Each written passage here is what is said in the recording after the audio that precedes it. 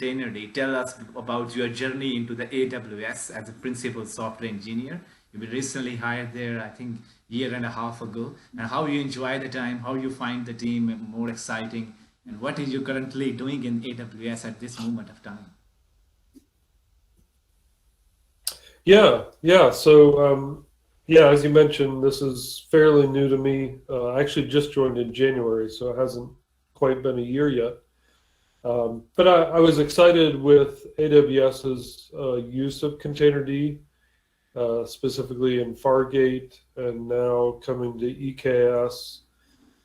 And AWS as a whole is obviously very focused around containers and container offerings in the cloud.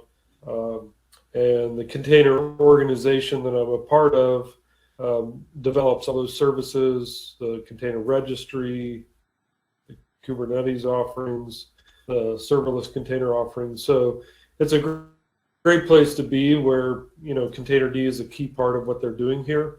And so the VP of the containers area was looking for more Containerd talent and open source talent, and it just seemed like a good time for me to try something new, to try a new company, a new cloud, and I've been very happy with the ability to continue my open source work and also help determine how that integrates into product offerings in the cloud.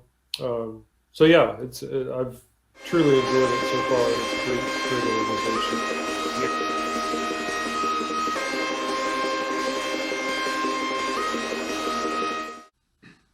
Thanks everyone for tuning into the CloudNative.fm podcast, and hope you are doing great and hope you enjoyed the KubeCon LA this year. That's recently ended last month of October. And today I'm absolutely excited and I'm waiting this day for a very long time. So we are unraveling the Containerd story, and the guest we have at this time, Phil Estes. He's been from the start of Containerd project. He's one of the core maintainer and the active contributor to this Containerd project. And today we'll try to understand the whole ecosystem around the Containerd and how Containerd found and all these kind of story with my guest Phil Estes. Thank you very much, Phil, for joining me today. Pleasure talking to you. So let's introduce yourself to my audience. Sure. Yeah, thanks for having me on. As you mentioned, I've joined AWS in January of this year, so it's been almost 10 months. Before that, I worked for a very long time at IBM, and in the last 6 or 7 years of that, I was in the cloud unit of IBM. And I guess most importantly for this discussion, got involved in the Docker open source project back in 2014. So I used to say it's only been a few years ago, but now it's getting to be like 7+ years ago since I was first introduced to Docker and started to collaborate around the open source project. And yeah, I'm sure we'll talk about a lot of the years in between, but I became a maintainer in the Docker engine, the creation of the OCI, the Open Container Initiative, from an IBM perspective, and working with the communities involved, and then helped with the contribution of Containerd to the CNCF a few years after that. And of course, as you mentioned, we've been building Containerd and the community and its capabilities ever since. So yeah, it's been a great 7+ years of lots of open source and lots of containers. Yes, absolutely. I think you're the wonderful guest for me to talk about all these things. But I think tell us about before we jump into the Containerd, tell us about your journey into the AWS as a principal software engineer. You were recently hired there, I think, year and a half ago, and how you enjoy the time, how you find the team more exciting, and what is you currently doing in AWS at this moment of time. Yeah. So Yeah, as you mentioned, this is fairly new to me. I actually just joined in January, so it hasn't quite been a year yet. But I was excited with AWS's use of Containerd, specifically in Fargate and now coming to EKS. And AWS as a whole is obviously very focused around containers and container offerings in the cloud.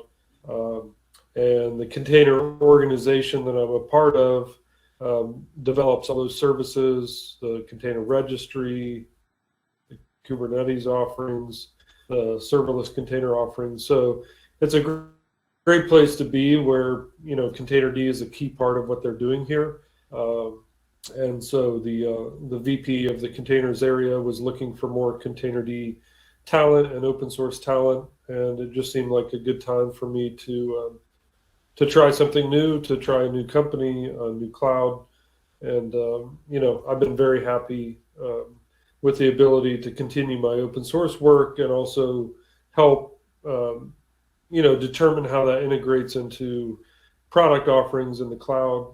So yeah, I've truly enjoyed it so far, and it's a great organization. Yes, absolutely. So prior to joining you today, I've also joined Justin Garrison from the AWS team previously on the podcast, and I'm really happy that both of those guys who has been in the wonderful open source, I think, core maintainer and have a wonderful experience in the open source. Recently joined the AWS team, and we can expect great things happening inside the AWS with your experiences from the open source.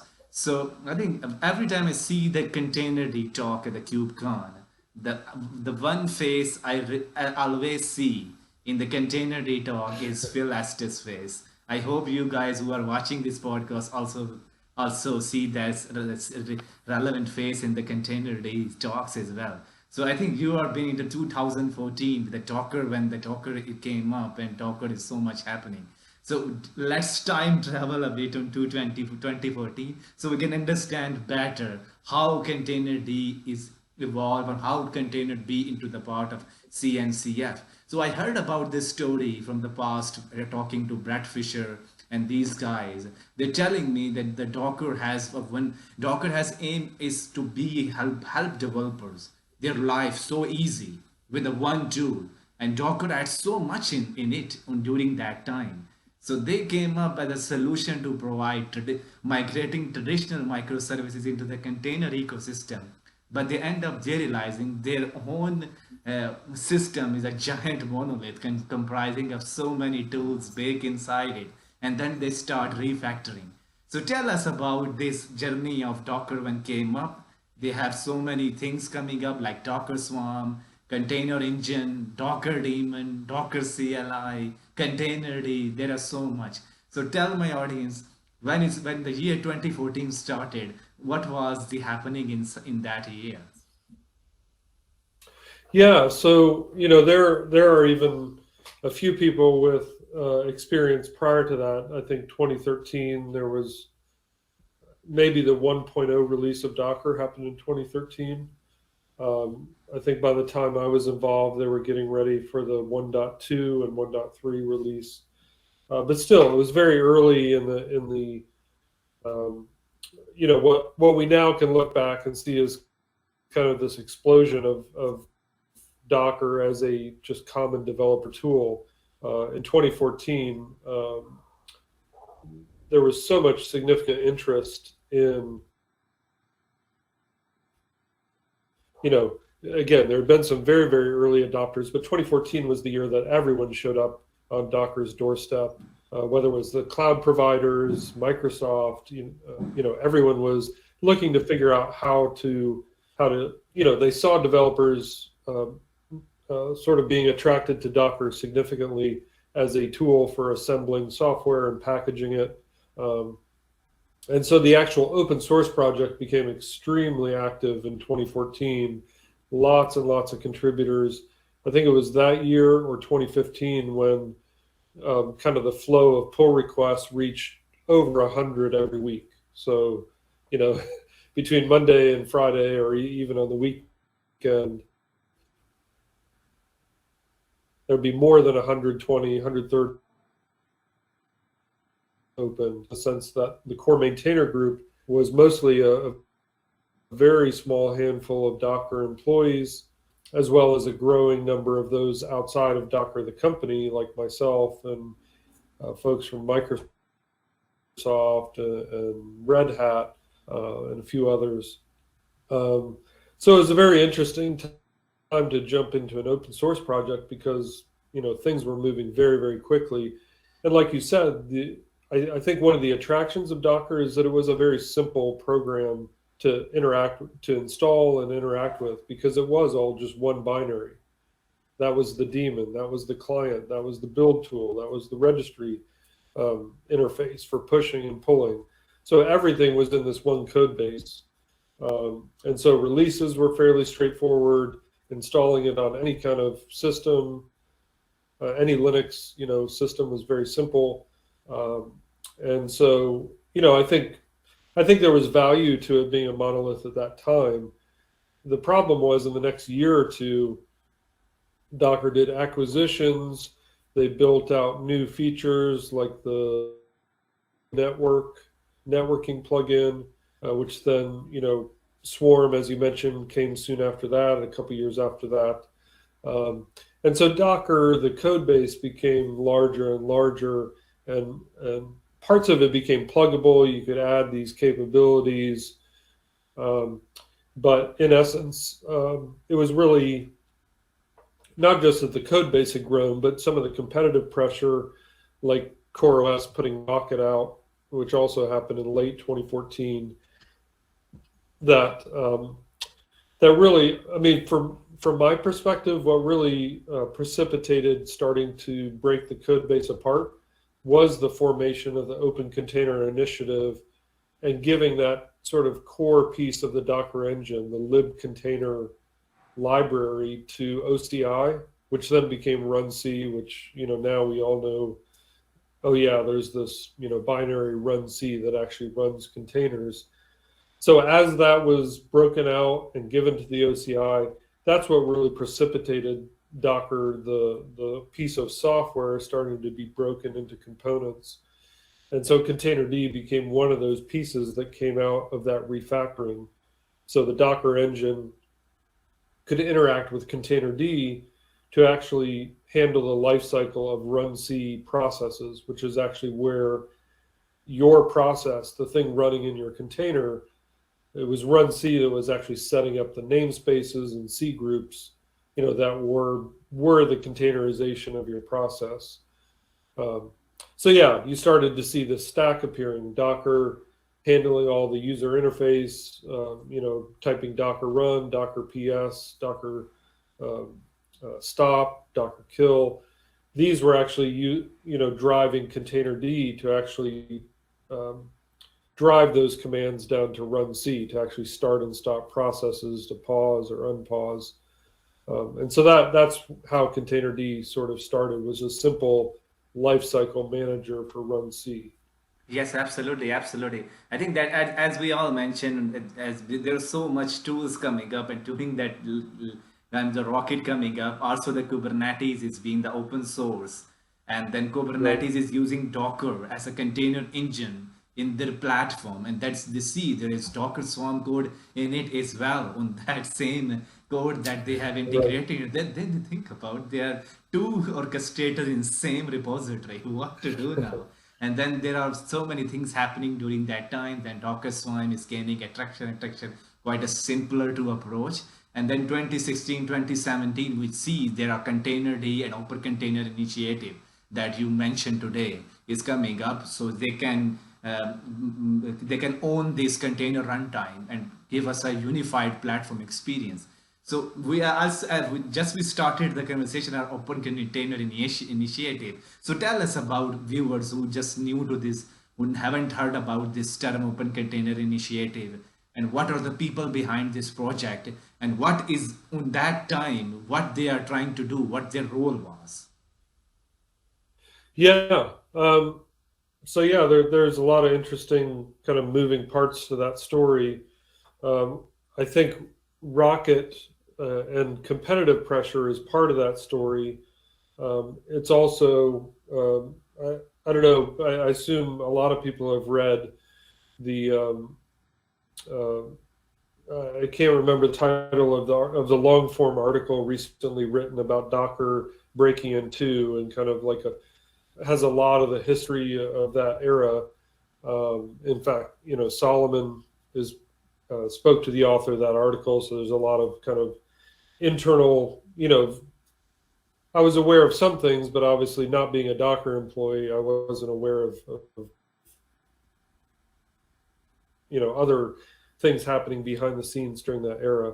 Um, but I think the clearest reason for the Open Container Initiative to be formed was the perception that Docker was struggling a little bit with um, open governance of the project, and also handling kind of the huge, massive interest from large companies to want to kind of enforce a certain direction for Docker. Like how would it be exposed in cloud platforms and orchestrate? Like you mentioned, Kubernetes was coming on the scene, but really the net of having this Open Container Initiative was simply a desire from all the major players, Microsoft, Google, Red Hat, IBM,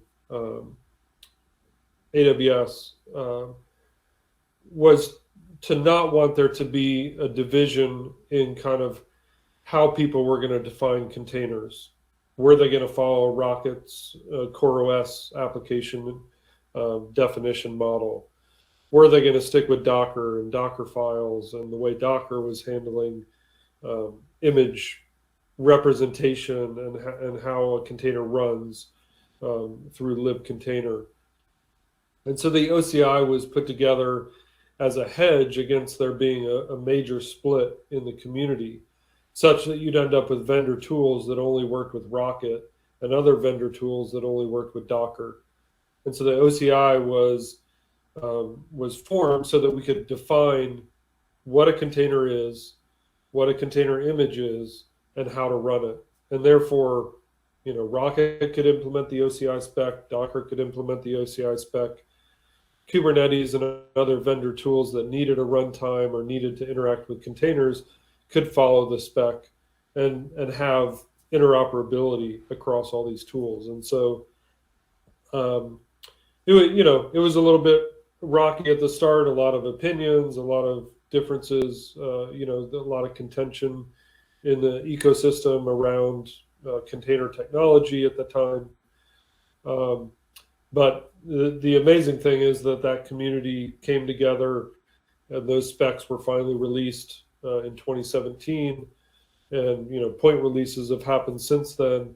But it's a pretty good story because we have lots and lots of tools all over the container ecosystem that all operate on the OCI formats and all, thankfully work together pretty well. Yes, absolutely, absolutely. I think when you're talking about the container ecosystem, there are three things in it. One, how to build the images, then how to run the images, and then the third part is the container registry, where to put these containers so everybody can use it. So we have build time, we have runtime, we have we have registries. That these three, and we need some kind of Yep. standards for that, because let's say if we can build the container, they can use this container runtime in Rocket, but it's not work in Docker. And then the orchestrator is also using container runtime under the hood. And then we end up with what to use. Well, either we go for the Rocket, either we go for the Docker, either we go for the what else. And at that's 2017.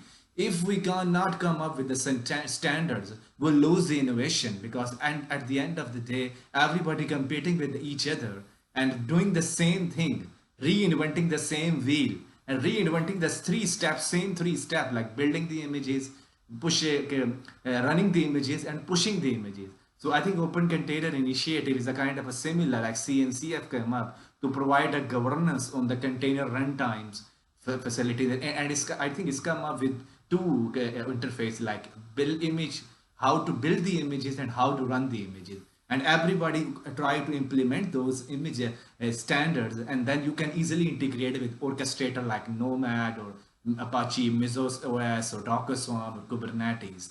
So that's a party of how I understand about the Open Container Initiative. But we're also starting the Containerd story as a giant monolithic having so much in it, then team figure out we need to be a separate microservices, separate job for each and everything. And then they provide the Containerd to the Open Container Initiative. Then on that time, 2017-18, then we're talking about, we see there are so many container runtime popping up. So now I think that's now you are the good person to ask this question. When the Open Container Initiative came up, there are so many container runtime tools coming up. Like there are some tools from IBM, there are tools from Red Hat, and there are so many other coming up. So tell us about that, your experience of when you first saw how many tools coming up, how to learn these kind of tools, and which one is better for my which scenario. So what on that moment of time people are working on, what sort of container runtime technologies? Yeah, yeah, that's a great question. So, I think there's almost like two ways to think about that. One is that there's kind of a primary tier of like runtimes that that I think the general kind of tech population knows about. It's Docker, Containerd, and Creo. Containerd and Creo, both CNCF projects. Creo coming out of Red Hat on the heels of the OCI specs and the definition of Kubernetes having this runtime interface, the CRI. So their name is Creo, CRI-O, kind of the marrying of these two specs, OCI and CRI. So that's kind of what I would say is kind of the end user or kind of primary tier of runtimes. But then, as you said, there's all kinds of other either narrowly defined like runtimes for a certain like industry or vertical. Like the high performance computing space has, I think, around 4 pretty well known runtimes that are container runtimes in their own right: Singularity, Charlie Cloud, Saris, and I feel like I'm Shifter. So these are 4 like high performance computing runtimes that operate like you would assume. In fact, Singularity has OCI compliance. Saris is like a Run C variant. It's able to run OCI images. So again, they're compliant effectively with the OCI, but they have a different purpose because they're for a specific kind of way of thinking about containers. And in the high performance computing space, there's very specific requirements for how containers run that Docker and Containerd really didn't fit that model well. Then the other aspect is not really new runtimes, but new ways to think about what should happen when you start a container. Run C is a very specific way to think about that. It uses Linux kernel namespaces and C groups, control groups, and potentially some other features like user namespaces to start a process in a very specific way. But researchers and innovators have thought about, well, how can I marry that with like virtualization technology, or how can I emulate the kernel so that this container thinks it's running on the Linux kernel, but it's actually something else. And so projects like gvisor, lightweight virtualization like Firecracker or Kata containers, which actually started its heritage in Intel with Intel Clear containers. These aren't really new runtimes. These are basically pluggable ways to put a binary that acts like Run C, but does something slightly different, like starts that virtual machine and then puts the process inside of it. And so that's another class of sandbox approach, to containers that really aren't creating a new runtime. It's not a competitor, quote unquote, to Containerd or Docker or Creo. Most of these tools have a way to integrate with Docker or Containerd or Creo. So hopefully I didn't make that too complicated, but I think there's kind of the runtimes we think about sort of being classic container runtimes. Then there's a set of like ways to actually isolate processes that we can think about, like sandboxes. And then there's custom runtimes that may be for a very specific community, or a community that really needs something different than what Docker or Containerd or Creo provide. Um, and I keep saying Creo, but it's also helpful maybe for those that have looked at Red Hat's like broader suite. That's actually part of a suite of tools that includes Podman, which is more like a Docker-like command line, um, Scopio, build. So they've broken out the container build, the registry client, and the CRI runtime for Kubernetes into different binaries that all depend on the same libraries. And so that's kind of Red Hat suite. So if you install OpenShift and it's running on Red Hat Enterprise Linux, you're probably going to use Podman and Creo and those tools. So yeah, that's kind of, I think, the lay of the land of what container runtimes are out there today. And again, the good news is most of them are fully OCI compliant. So, you choose the tool that's best for your use case. And, thankfully there's interoperability between building, cloud services that build containers for you, or the Docker build command line or build kit or build. They all build images that work on all the different runtimes. And so that's kind of the best news out of the OCI, is that standardization has not led to division where I have to use this tool because I'm using this runtime. Yes, absolutely, absolutely. I think that's the Open Container Initiative.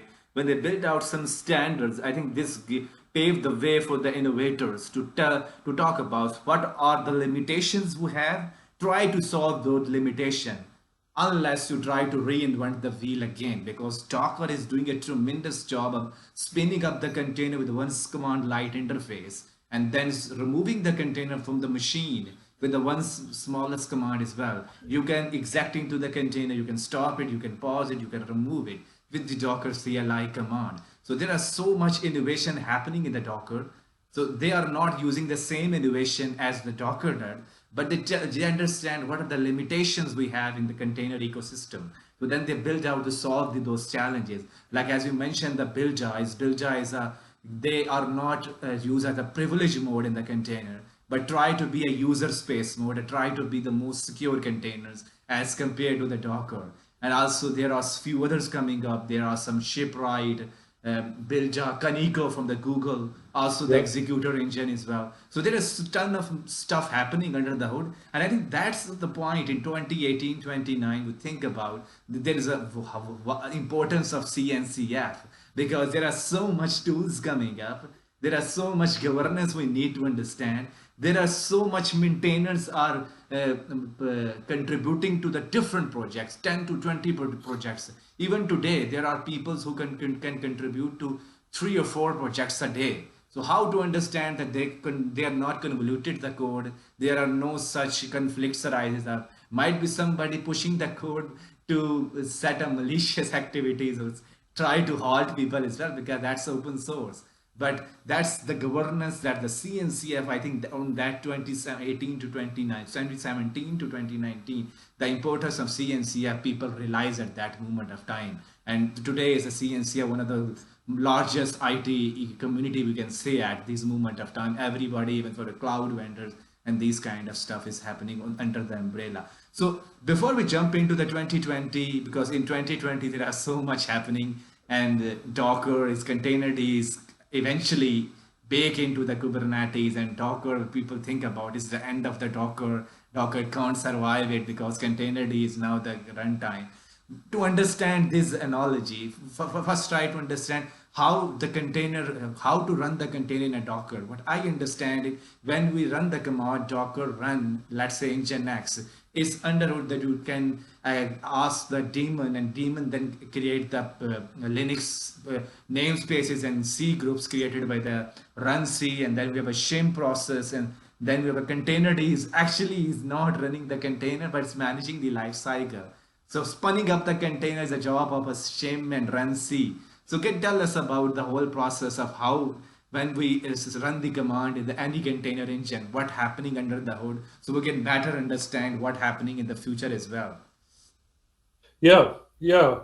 And there's one thing I should probably interject there because you mentioned the CNCF and all the projects.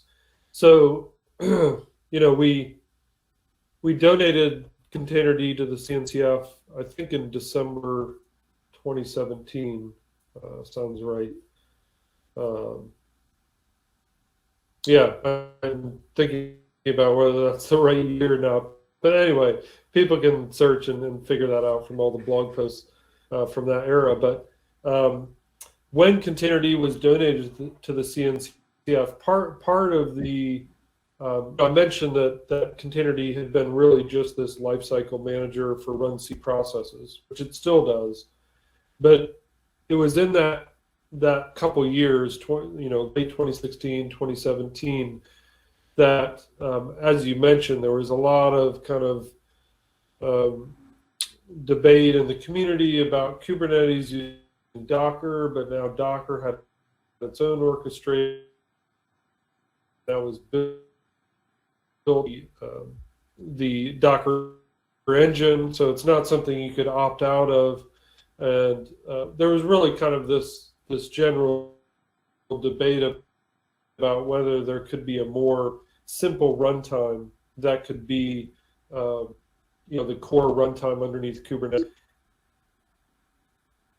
And so at that time, Containerd was expanded to not just have lifecycle management, but basically to do everything that the CRI, so that again, Kubernetes has a container runtime interface that can tell a runtime to pull an image, to start a pod, to start containers inside the pod. And so Containerd kind of made a shift from being that initial, very small kind of process manager to being a more full-fledged container runtime. Not like Docker, not with many, many different functions and tools, no capability to build images or a lot of the other, no ability to do networking. So again, a very small but purpose-built container runtime. And so that's what was donated to the CNCF and became what is known as Containerd today. So going back to your example, so now if you're a user of Docker, Containerd could do almost all those pieces itself, from a Docker, if we're thinking about the Docker run command. You could also do that directly with Containerd. You could use the CTR, simple administrative tool, and do CTR run with an image name and do the same thing. But from the Docker kind of workflow, Docker was already using Containerd to manage the lifecycle of run C processes. So the Docker daemon job is simply to assemble that OCI configuration. And so again, that's where it knows if you want to mount local file systems, if it needs to set up, networking, because again, Containerd doesn't have the network capabilities. And so Docker handles all those pieces, but then passes off this OCI configuration and the image bundle to Containerd. And so now the Containerd manager, if you will, task and image manager, I'm sorry, not image, just the task manager, because Docker handles all the image push, pull, layout on the file system. So Containerd takes this config, starts a shim, which actually manages the run C process, and starts run C with this config, this OCI runtime config. And so that's what actually starts your process, so the Nginx process or whatever image you started. And so now all that is being passed up through the layers, the status of the process ID, is it running, is it stopped? All that comes back up through the Docker engine. And so, yeah, you effectively have this stack of components that talk to each other and manage the lifecycle. And so now today there's a little bit of duplication because Docker is handling all the image push-pull, but Containerd could do that too. And there's been talk about whether Docker could be refactored to use more of Containerd than it does today. Um, but that's a pretty big job. For example, taking out all of Docker's graph drivers, which is like overlay FS, device mapper, btrfs, and just using Containerd.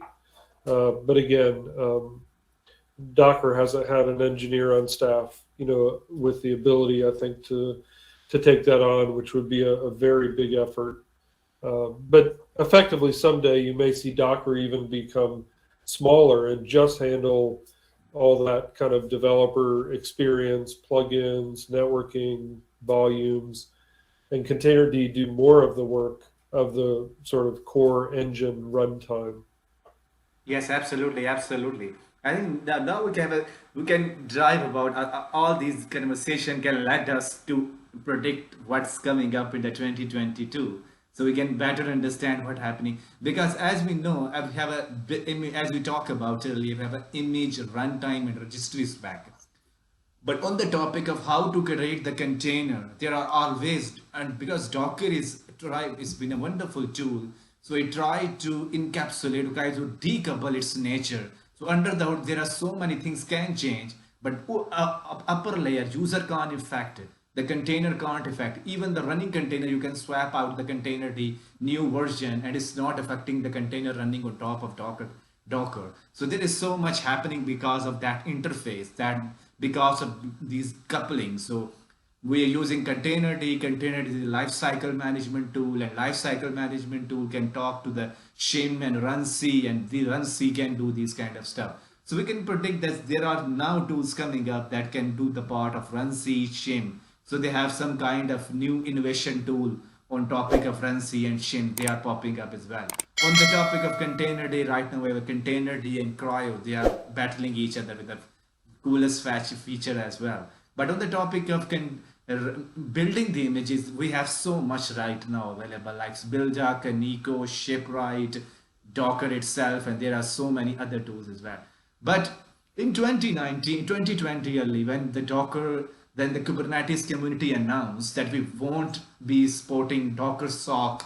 Eventually, they don't tell us that they won't be supporting Docker, but it's actually telling us they won't be supporting Docker doc sock layer, so they can interact with the Containerd, because they think this is a very tedious code that we are maintaining for a very long time. Now it's the best time to remove this code and just use that Docker is using Containerd under the hood.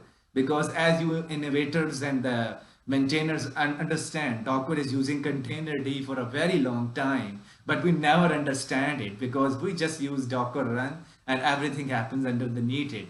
And when the blog post coming up, I think Kubernetes 1.20 version, I guess, they are removing the Docker doc sock layer and using the Containerd, then there is a very good war coming up. What's happening? Why to remove the Docker? Why to use the Containerd? But they are requiring everybody talking about at that frame that Docker is still using Containerd under the hood. Might be using as today as well under the hood Containerd as well. So all these things happening in that 2020 time frame and this time of environment. Now we see the tools coming up, like they can build the images like declaratively. You can ask, this is my image builder. You can use BuildDoc, Nico, or K, or anything build. You can use it. Then you can construct the images, then push the image to the registry, but all using declaratively, using the shipwright tool and these kind of tools. So tell us, to my audience, what happening to, because you are the one, because you spend a lot of time on these innovative tools and you understand the whole ecosystem in the container market. What your prediction was, what happening next in 2022, and what's happening right now, what is currently missing in the container ecosystem, and what you think is kind of a good approach to move on in order to help developers and the teams for container companies who are making these tools. Yeah. Yeah. So like you said, there's so much happening that, it's hard for any one person to even keep up with kind of all the projects and innovations. I think what we're seeing, is well, I'll mention two different things. One, kind of back to your mention of dockershim. I think because dockershim predates the container runtime interface, that code base was hard to maintain, and that it had very deep ties into the kubelet and like how the lifecycle of the kubelet operated, where CRI provides this, again, a pluggable entry point, so that kubelet doesn't have to worry about sort of deep integrations with the container runtime. It just calls the CRI endpoint, and when you installed your cluster, you set up a container runtime that has a CRI enabled endpoint, and all that's handled for you. So I think what's going to happen there is that people who really want to keep using Docker, I think Mirantis will provide a CRI, a CRI compliant Docker shim that won't be part of the kind of Kubernetes community deployment, but will be available for those who want to use Docker and unsure Docker desktop, which has a Kubernetes stack within it, will of course continue to use Docker. But back to kind of just the growth and innovation around projects. How many different tools can you choose to build? How many different registry tools can you use? Everybody has different cloud registries they prefer, or on-premises registries, or tools like JFrog Artifactory. So I think just like any very, very popular technology, there will continue to be an explosion of ways to handle getting from point A to point B. I have this software, I want it inside a container. But if I'm running Kubernetes, maybe I want a unprivileged Kubernetes native builder, like KO or BuildKit or other tools built around that. And so software developers, their goal is to find how can I use a tool that matches best with kind of the workflow of my team. And so I think a lot of the projects you see are the outcome of someone saying, well, Docker was great and I love the developer experience, but now this is the way I work. I work natively in Kubernetes and I use this kind of declarative language, and I want a way to do that same thing to build containers. And so a lot of the tools are just the natural progression of the community moving in different directions about how to handle certain aspects of the container lifecycle and workflows that developers use.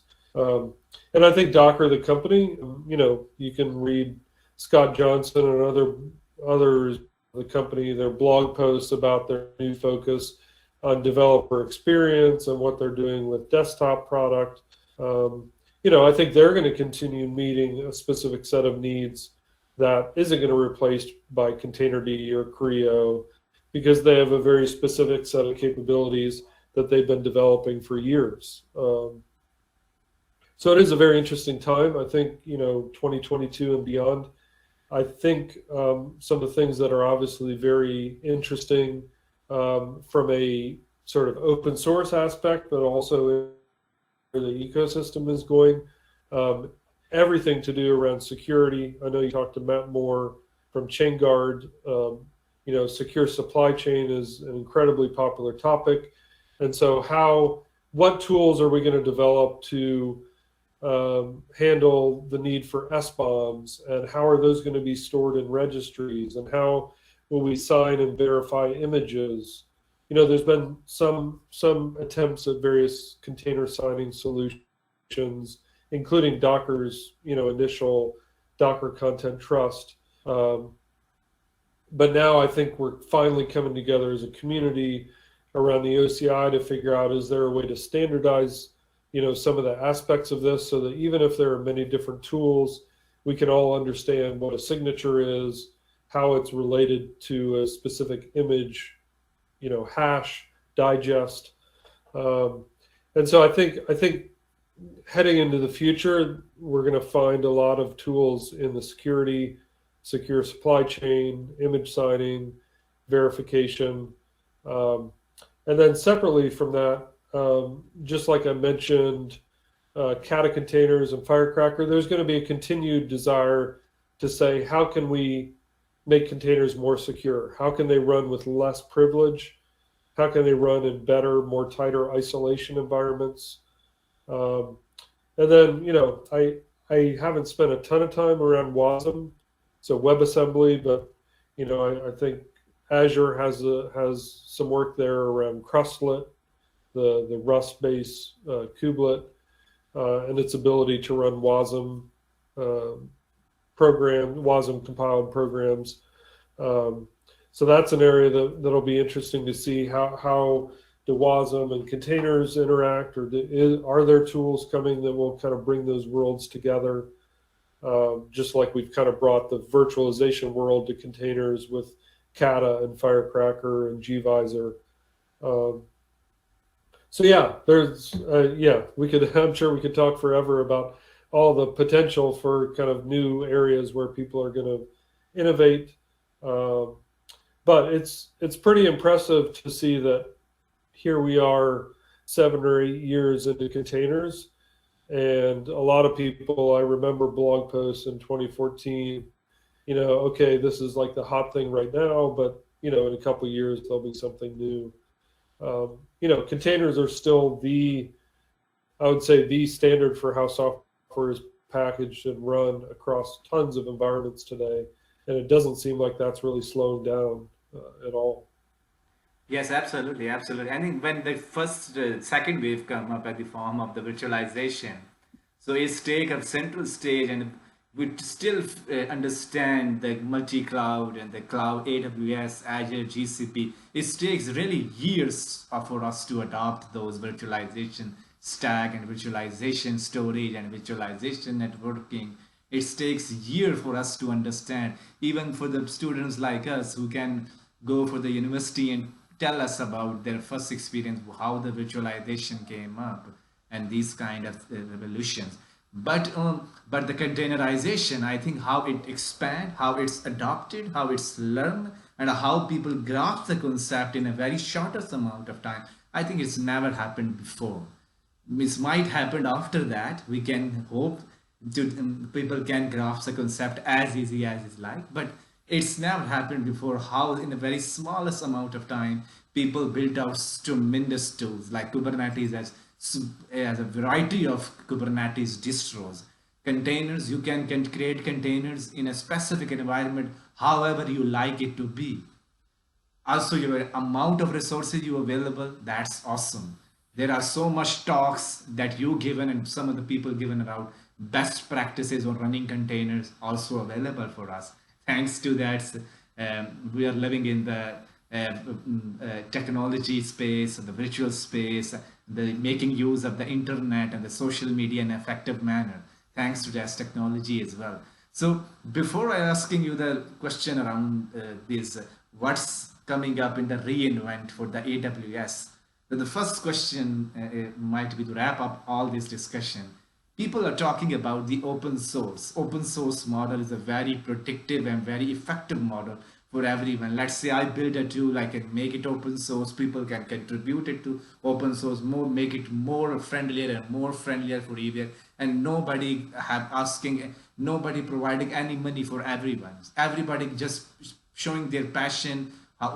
Companies are happy, the founders are happy, maintainers are happy, end users are happy, everybody happy.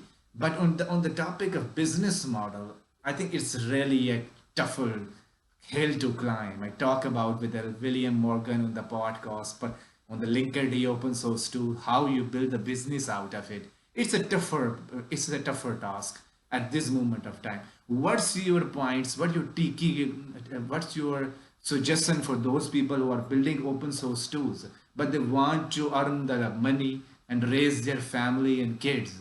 So that's also the balance material. What's your tips on how to build a sustainable business out of the open source projects?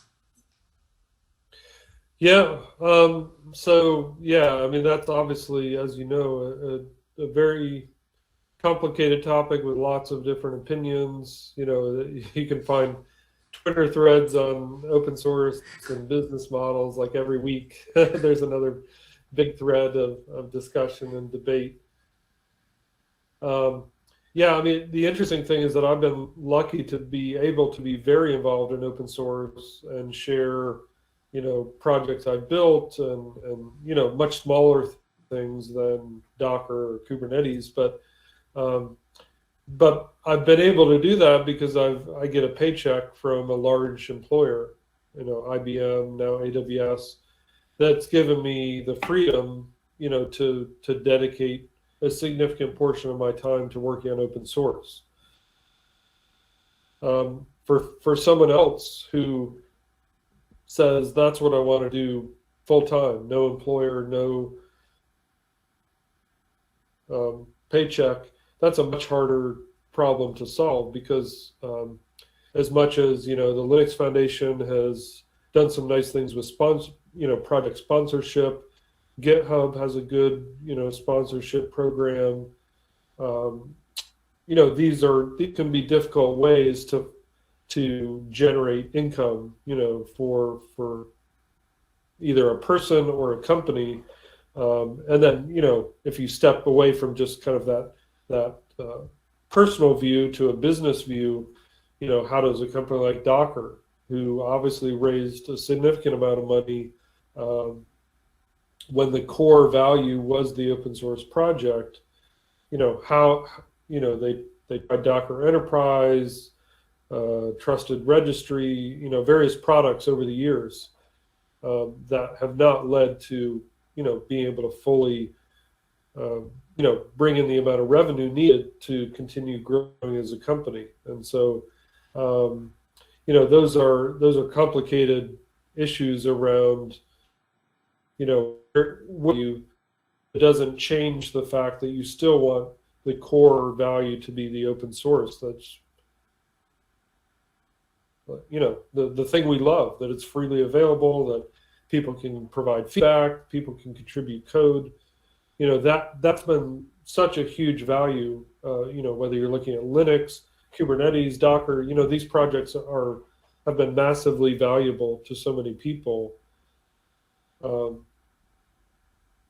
And so, yeah, it's a hard problem. I don't know if you've had a chance to reach out to Ellis, who has a lot of thoughts on these. He's created some really interesting projects, FASD and OpenFAS and many things. All his cool Raspberry Pi, tutorials over the years and demos.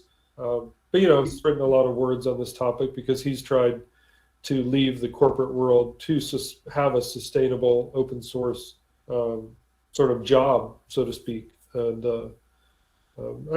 in some ways, I think he's done a lot of good things, but it's also, I think he would admit that it's been challenging in various ways as well. Just because there's almost this natural expectation that once something is open source, like I just get it for free, and like why would I give someone money for something I can get for free? And so that's the challenging aspect of this whole world, open source world we're living in. Yes, absolutely, absolutely. And the name you mentioned is Alex. I haven't met for the podcast, but I've been actively involved on the Twitter and other social media platform. So hope to catch up again with the Cloud Native FM. And he's a wonderful Cloud Native advocate and the open source advocate and the ARM advocate, like edge devices, FastD, OpenFast, and inlets dev. There is so much tools, and he always is so that's really challenging to build out a sustainable model because there are so many parties involved. Let's say as we talk to the William Morgan in this topic, that Google is also maintaining the open source project called Istio, and you are just one or few people who are using the Linkerd and maintaining that, and you need the employers for that to work that open source project as well. So you can take eyes on who is contributing and what's their passionate out and what are the features. So I think that's a really tougher question to ask anyone. Hopefully we have some kind of a standards available after moving forward. So even people like me and Alex Fox can run the sustainable business out of the open source as well. So our final question before I let you go, what's I can expect from reinvent that's coming up this year later? I don't see what the date coming up, but what to expect from AWS on the container ecosystem as you join the AWS. We can expect great things from the AWS team right now. So what's coming up 2022 and what's in the breaking plans for the reinvents? Yeah. So interestingly, as a new AWS employee, I have not been as involved in the preparations for this reinvent. I'm sure next year I'll be much more involved. I do know quite a few people from the Containers organization will be giving talks on, some new announcements, some of the, I think one of the good talks from one of the leaders in our area will be kind of responding to this meme or joke that's been out there about how many ways there are to run containers on AWS, and so giving some guidance around, here's why we have Fargate, here's why we have EKS, here's why this exists, or ECS or App Runner.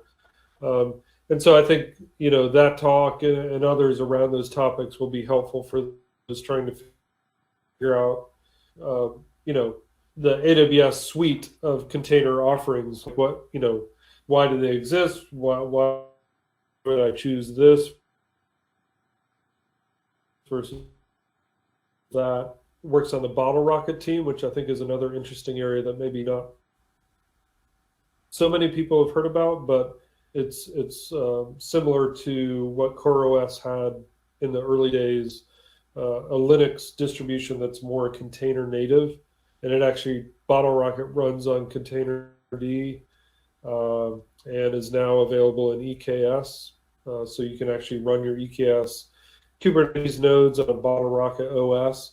It's very focused on security and isolation, and so there'll be some good talks on Bottle Rocket as it kind of grows in popularity, both internally and with external companies who are starting to use it. And it's actually an open source project as well from AWS. So yeah, there'll be a lot of good, open source talks about what we're doing with containers. Hopefully next year, I'll hopefully get more involved and maybe give a talk at reInvent. But yeah, it's hybrid this year. Some Amazon employees will be attending and giving talks in person. Others will be recorded, similar to how KubeCon was operated. So I'm not actually physically going this year. I'll be watching the talks remotely. But yeah, it should be a good event. Yes, absolutely, absolutely. And I think people who are listening to podcasts, Phil Estes has done wonderful talks on Containerd. He recently did a talk on 2021 KubeCon LA. The chat is available on the YouTube. Go watch that. And we have learned a lot from his talks over the years in the KubeCon. When is a player talking to you on the Containerd side of things, because I've been actively learning about containers and Containerd, and I finally met the team member who did a wonderful job of building out these two that's so simpler for the developer and for all of us, and we can build an innovative application on using these container technologies. So it's a big player talking to you, Phil. Hope to join you again in the future with another podcast and another, might with open source advocacy on these other details. But I learned a lot. So it's been a Containerd. It's right now on the Kubernetes 1.22. You are using Containerd, and if you are using Containerd, you have to find those people who have built passion around this technology and who build a large, spend 5 or 6 years on building out this tool. So right now there are so many things happening around the globe, but I think Containerd is try to be your focus on if you are using Kubernetes, because that's a default container engine you are using with the Kubernetes. So everyone who joined us today on the podcast, hope you joined the conversation. And if we miss any question, you can put on the comment side. I will ask this on public when I on the Twitter side of things with Phil. He's been a wonderful person to engage with on the social media. So hope to talk to you again in the future. Any more question we left, feel free to ask on the Twitter handle that is mentioned on the YouTube channel as well, or my YouTube handle that's also mentioned in the YouTube channel. You can ask questions as many as you like it. We try to answer those. But hope this conversation give you the pave point of how all things evolved during the 7 years of container technology. So thanks everyone. Hope to join you again with another episode with another guest. Thanks Phil. It's been a pleasure talking to you. Hope to catch up you with again and best wishes for your new journey with AWS. Awesome. Thank you so much for having me.